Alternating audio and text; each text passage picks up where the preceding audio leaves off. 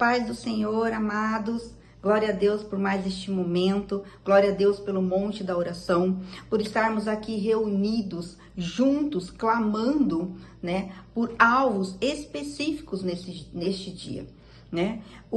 São 5 clamores. O primeiro, né, os primeiros já aconteceram, que foi 8 horas da manhã, às 10 horas, à 1 da tarde, e agora nós estamos no 4º clamor, que é esse clamor das 15 horas. E o alvo deste clamor é para que todo principado e toda potestade que influenciam o governo e as igrejas do Brasil caiam por terra. Amém? Glória a Deus. Amados, principados e potestades das trevas são entidades demoníacas que se opõem a Deus. Elas se opõem a Deus, se opõem a tudo que é do Senhor. E elas buscam corromper a raça humana. Através do quê? De ideologias, de filosofias, de pensamentos, de comportamentos que vão estar contra os princípios de Deus. E vão estar contra a palavra de Deus. Elas trazem enganos que vão trazer como se fosse uma verdade, mas na verdade é uma mentira. Elas buscam corromper, elas buscam transformar aquilo que é do Senhor, amém? Naquela região, porque o principado é como se ele fosse um território, é como se ele fosse um reino, amém? Governado por um líder espiritual das trevas. A potestade é um poder, é uma autoridade que influenciam indivíduos para ter comportamento segundo o reino de trevas, segundo os propósitos do reino das trevas. Então o principado é como se ele fosse o domínio e a potestade é como se ele fosse o poder, mas ambos atuam contra a vontade do Senhor, ambos atuam se opondo ao Senhor. Quando você, por exemplo, viaja para uma cidade, para um outro país, você tem que ter este entendimento. Você tem que ter um entendimento que lá haverão principados das trevas influenciando toda aquela região, todo aquele território, para ter um comportamento segundo os planos do inimigo sobre aquele lugar, influenciando pensamentos, comportamentos, influenciando atitudes que vão governar aquele ambiente segundo um governo que não é o governo de Deus, segundo a vontade que não é a vontade de Deus. Vão influenciar indivíduos, vão atuar em todas as esferas, né, políticas, econômicas, sociais, em hospitais, em toda a região da área da saúde, da educação, de tudo aquilo ali, ele vai influenciar.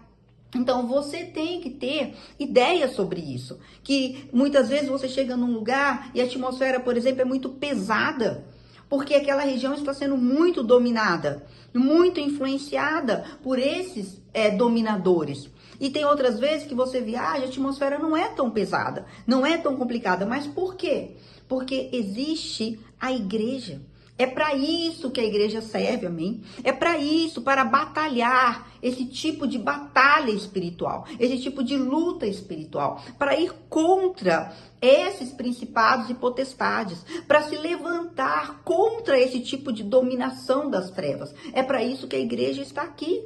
Essa é a função da igreja: orar, interceder, quebrar pesos, julgos, atmosferas, batalhar no mundo espiritual para trazer os princípios de Deus, as filosofias de Deus para aquela região, para aqueles lugares, para aquelas pessoas. Porque o próprio livro de Efésios, né, no Efésios 1 diz, né, que o poder que foi exercido em Cristo e que o ressuscitou dos mortos e o colocou à direita, nas regiões celestiais, numa posição que diz lá, muito acima de todo governo, de todo poder, de toda autoridade, de tudo. Ele foi colocado acima de todas as coisas. Toda autoridade, poder, governo estava abaixo de Jesus. Diz lá que Deus o colocou acima de todas as coisas, colocou todas as coisas abaixo dos seus pés. E o designou cabeça de todas as coisas para a igreja. Amados, nós somos a igreja. Nós somos o corpo. Jesus é a cabeça. E Jesus já venceu.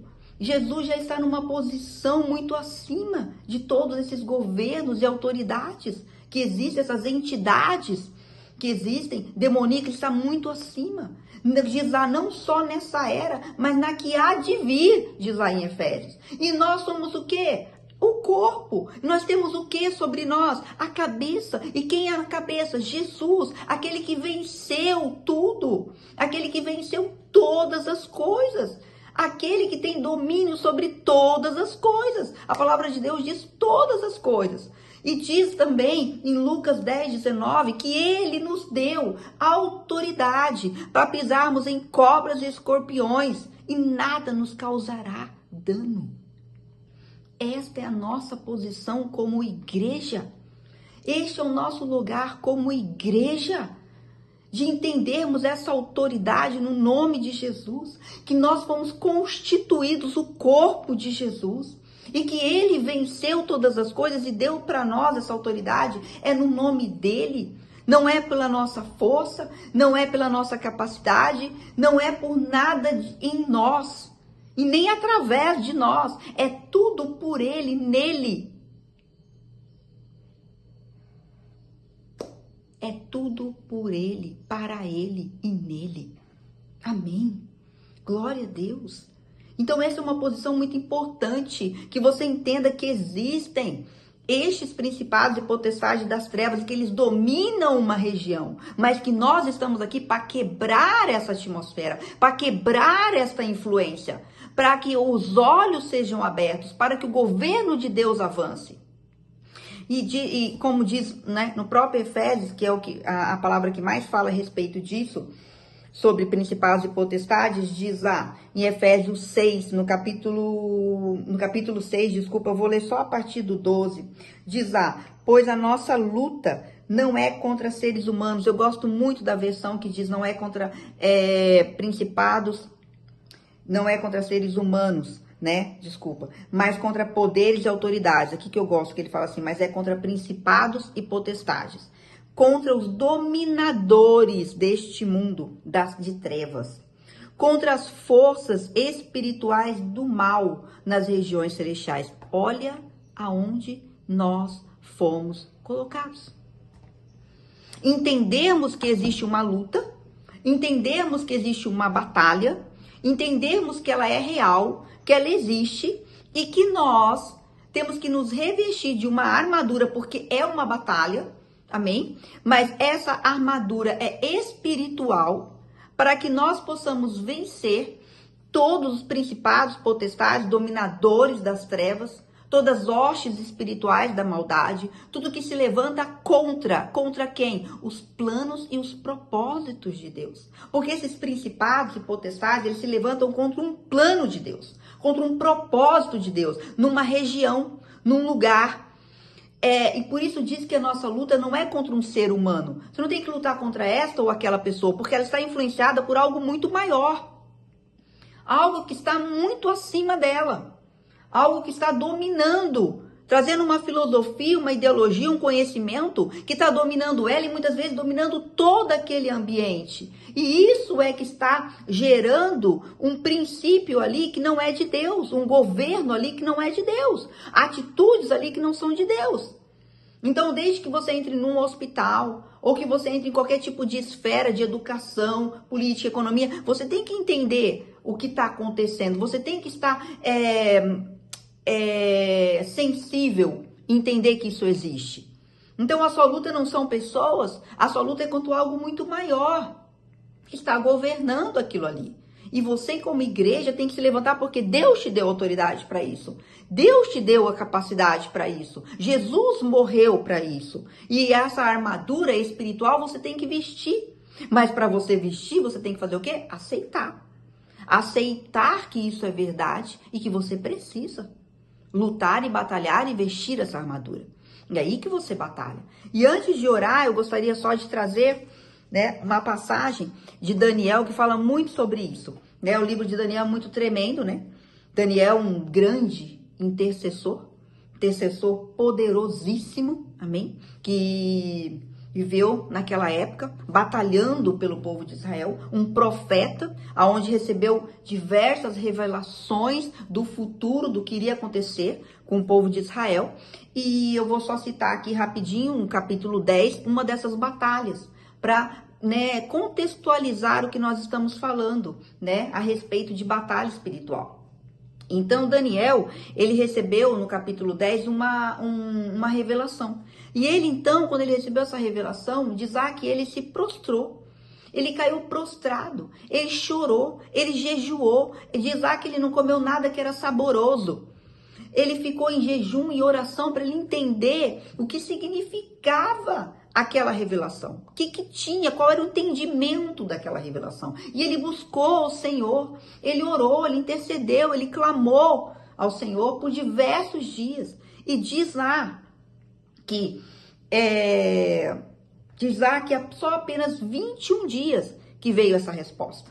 Mas no versículo 12, Daniel 10, versículo 12, diz lá, e ele prosseguiu aqui foi o anjo Gabriel, que foi quem trouxe a resposta. Não tenha medo, Daniel. Antes foi tão lindo que ele diz que Daniel era muito amado, né? Eu acho muito tremendo. Daniel, você é muito amado. É muito lindo, é muito tremendo. Pensa ouvir isso, né? Você saber que você é muito amado do Senhor. Amém. Então ele diz, não tenha medo, Daniel. Desde o primeiro dia que você decidiu buscar entendimento e humilhar-se diante do seu Deus, suas palavras foram ouvidas. Olha só. Às vezes você está aí batalhando, lutando, buscando entendimento e você acha que Deus não está te ouvindo. Não, às vezes Deus está te ouvindo desde o primeiro dia, como diz aqui. Mas tudo que você orar, tudo que você buscar, seja a revelação de algo, seja uma resposta de Deus para uma cura, para uma prosperidade, para uma salvação de uma alma, de um ente querido, Deus vai estar ali. Ele vai estar te ouvindo, ele te ouve. Mas você tem que entender que toda oração tem uma batalha no mundo espiritual. Tem um entrave no mundo espiritual. E aqui foi o que aconteceu com Daniel. Olha, desde o primeiro dia eu te ouvi. Você é muito amado, Daniel. Aí ele diz, eu vim em resposta a elas. Mas o príncipe do reino da Pérsia me resistiu durante 21 dias. Então Miguel, um dos príncipes supremos, veio e me ajuda. E pois eu fui impedido de continuar ali com os reis da Pérsia. Agora vim explicar-lhe o que acontecerá ao seu povo no futuro, pois a visão se refere a uma época do futuro. Então você vê ali, Daniel estava tentando entender uma revelação do que ia acontecer com o povo de Israel. Porque no que ele entendeu ali daquela visão, do que ele recebeu de mensagem, aconteceriam tempos difíceis. E ele estava tentando entender. E aí o anjo Gabriel veio e falou, olha, desde o primeiro dia, Daniel, foi ouvido a tua oração. E eu vim em resposta, mas quando eu estava vindo em resposta, se opôs a mim um principado, um nível tão alto de entidade espiritual, que ela era um principado, ele era um príncipe daquela região. E que região que era? A Pérsia, porque naquele momento Daniel estava na Pérsia. Eles já estavam retornando, alguns do exílio, mas Daniel ainda estava lá. E havia um príncipe, um principado sobre aquele território da Pérsia. Aquele principado, vendo que viria uma resposta para Daniel, aquela resposta traria então um futuro melhor para o povo de Israel, ele veio de encontro. Ele veio batendo contra. E ali veio uma guerra. E Gabriel falou, olha, eu não consegui resistir. Teve que vir Miguel. E ele fala a respeito de Miguel. O que ele diz a respeito de Miguel? Ele diz que era o príncipe supremo. Então, assim como existe o príncipe da região do reino das trevas, também existe príncipes do reino de Deus. Então, ali foi uma batalha em nível de principados. Príncipes, só pôde Miguel batalhar contra ele, não tinha como. E aí Miguel veio e batalhou, e aí ele venceu, e aí a resposta veio. Então, amados, você tem que entender isso. Que nós estamos aqui para levantar um exército de oração, de jejum, de intercessão, para quebrar principados e potestades. E essa autoridade nos foi dada. Foi dada a nós como igreja. Então, que você agora, neste momento que nós vamos orar, que você se levante como um batalhador, como intercessor, como aquele que crê, que você tem autoridade no nome de Jesus, pelo que Cristo te deu, para derrubar as formas e estratégias do mal. Amém? Glória a Deus. Então, vamos orar? Aleluias. Aleluias, aleluias. Glória a Deus. Pai, nós te amamos. Te amamos, te amamos, te amamos, meu Deus. Te louvamos, te engrandecemos. Oh, te caracha madairabá. Louvamos o teu santo nome. Pai, no nome de Jesus, eu clamo, Senhor, que o Senhor venha, Pai, perdoando, Pai, os nossos pecados. Perdoe, Pai, em nome de Jesus, as nossas falhas, Pai. Perdoe, Senhor, os nossos caminhos errados, meu Deus, as nossas direções, Pai. Que muitas vezes não tem a ver, meu Deus, com os teus planos, com os teus propósitos, Pai, com as tuas vontades. Perdoe, Senhor, muitas vezes porque estamos andando num caminho, meu Deus, que não é o teu. A tua igreja muitas vezes está andando em caminhos, meu Deus, que não provém do Senhor. Que tem vivido os teus planos individuais, as tuas vontades individuais, e não, meu Deus, os teus planos verdadeiros, os planos reais, os propósitos reais da tua palavra, da tua justiça, meu Deus, das tuas intenções. No nome de Jesus, perdoa-nos, Pai, vem com a tua misericórdia sobre nós. No nome de Jesus. Derrama da tua presença, derrama, Senhor, da tua unção. Querido Espírito Santo, enche as igrejas, meu Deus, do Brasil. Encha da tua presença, encha da tua verdade, encha dos teus planos, Pai. Quebra, Senhor, todo principado e potestade que tem se levantado contra as igrejas do Brasil, meu Deus, e tem muitas vezes levado elas a andar em submissão à tua palavra. No nome de Jesus, num caminho contra as teus vontades, caminho contra os teus sonhos, num plano tão individual que muitas vezes nem compreende mais quais são os teus planos verdadeiros, quais são os teus propósitos, a salvação de almas, meu Deus, a salvação de almas, meu Deus, a libertar o povo, Senhor, de um caminho errado, a trazer libertação, a trazer cura, meu Deus, a trazer prosperidade, mas tudo isso por causa da tua justiça, pelo que Cristo fez na cruz. Então, em nome de Jesus, Pai, vem com essa verdade, vem com essa unção que quebra o jugo, as mentiras, os enganos, as prisões, quebra, Senhor, as filosofias e ideologias totalmente contrárias à tua vontade que tem reinado sobre a igreja, que tem vivido, Senhor, uma idolatria, Pai, e não a verdade real e autêntica, Pai, do que é o amor, de viver o amor, de andar debaixo da graça, Pai,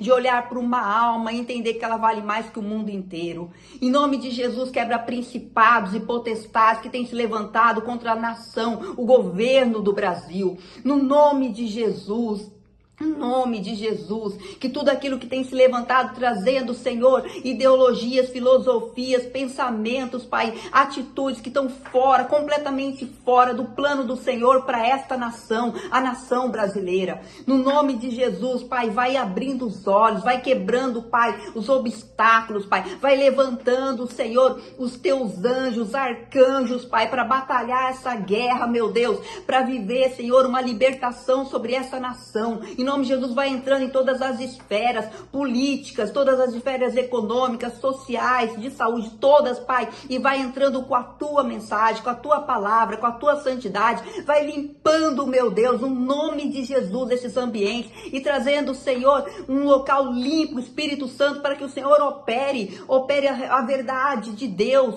os sonhos de Deus, a justiça de Deus, o amor de Deus, em nome de Jesus, que os olhos sejam abertos, meu Pai, para a tua verdade, os ouvidos sejam destampados, Pai, que mentiras, Pai, sejam